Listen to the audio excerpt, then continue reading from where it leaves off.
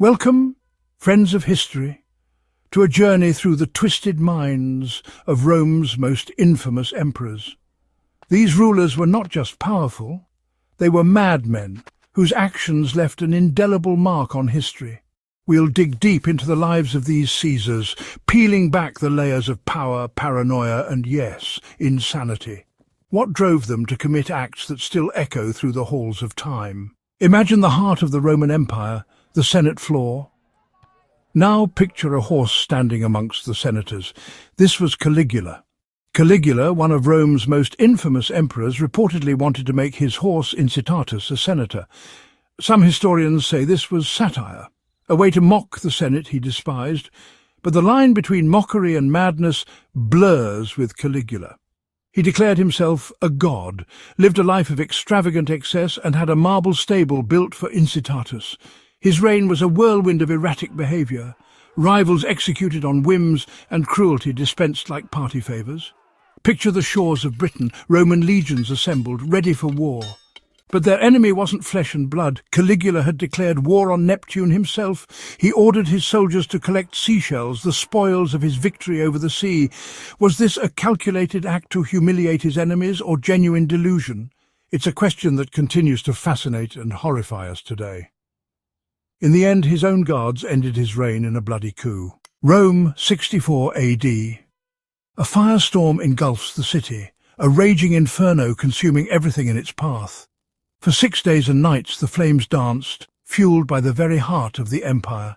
And as the city burned, a rumour spread. The emperor, Nero, had orchestrated the whole thing. Picture the scene, the emperor calmly playing his lyre, the haunting strains of music juxtaposed against the screams of his people. Did Nero actually fiddle while Rome burned? The historical accuracy is debated, but the image persists.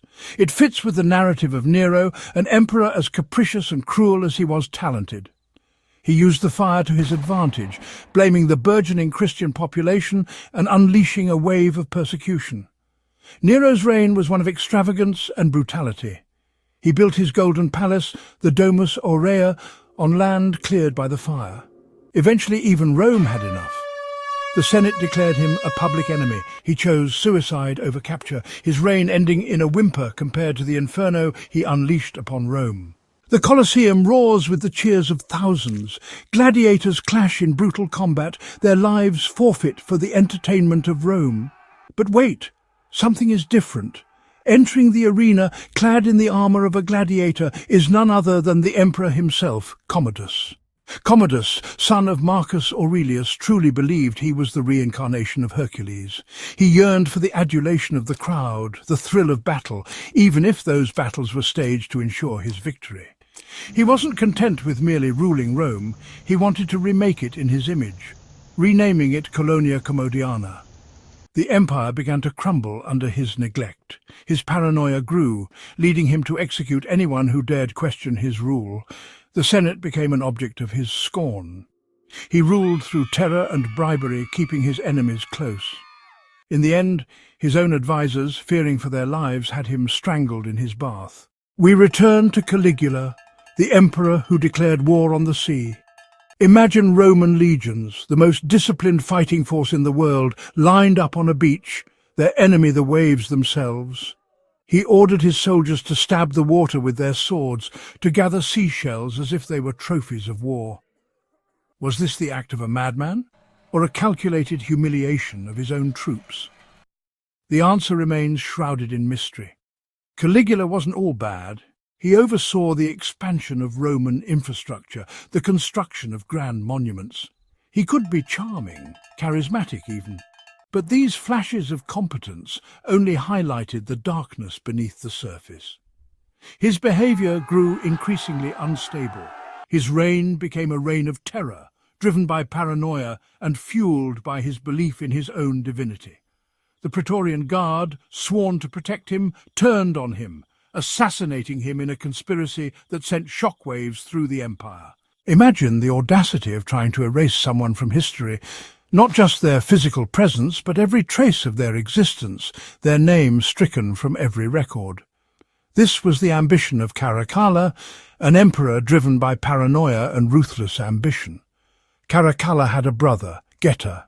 He found having a sibling to be inconvenient, so he had him murdered. He enacted damnatio memoriae, a complete erasure of his brother from history. Workers chiseling Geta's name off monuments, paintings defaced, coins melted down. Despite his best efforts, traces of Geta's existence remained. Caracala's own reign was no less brutal. He was responsible for the massacre of thousands in Alexandria, yet he enacted the Antonine Constitution, granting Roman citizenship to all free men in the empire.